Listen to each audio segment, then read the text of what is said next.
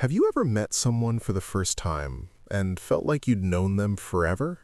There's a reason for that. And it's not magic. It's your brain quietly doing what it always does, looking for patterns it already knows. Psychologists call this the mere exposure effect. The more familiar something feels, the more we tend to like it. This applies to music, to places, and most powerfully, to people. When we meet someone who reminds us of our past, the way they laugh, the way they listen, even the way they go quiet, our brain sends a subtle signal. This is safe. This is known. But here's where it gets interesting. That sense of familiarity isn't always pointing us toward healthy connections. Sometimes we're drawn to people who feel familiar precisely because they mirror patterns we grew up with, even difficult ones.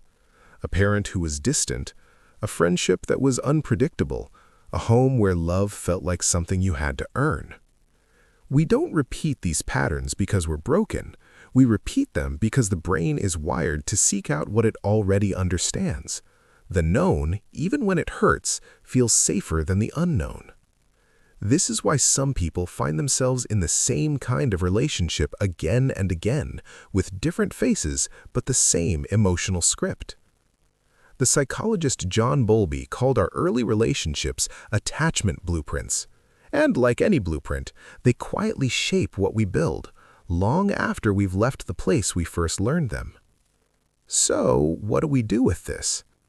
The first step is simply awareness, noticing when a connection feels magnetic, and asking yourself, is this familiar because it's right, or because it's what I know? That pause, that small moment of reflection, is where real change begins. You don't have to rewrite everything at once.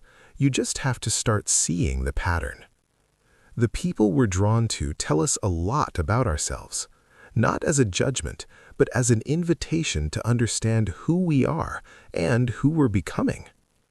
Take a moment today to think about the connections in your life. What do they reflect back to you? If this resonated, subscribe for a new psychology insight every day.